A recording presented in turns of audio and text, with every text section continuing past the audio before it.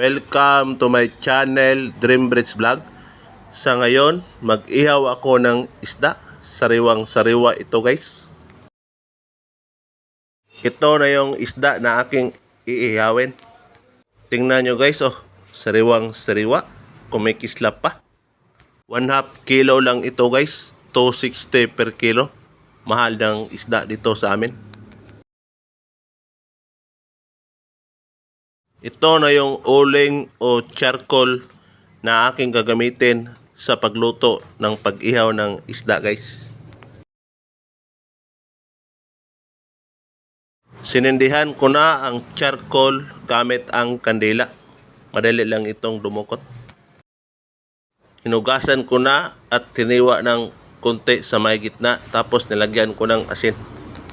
Hindi ko na lang ito tinanggalan ng lamang loob.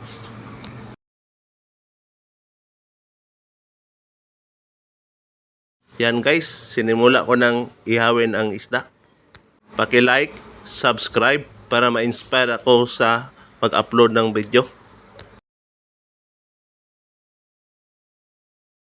Binaliktad ko na ang isda guys. Nag-golden brown na yung kulay niya.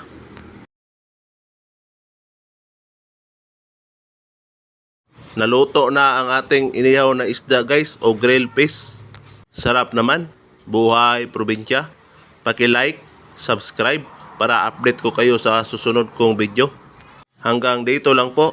Sa lahat ng viewers na nanonood dyan, maraming salamat sa inyong pagsuporta.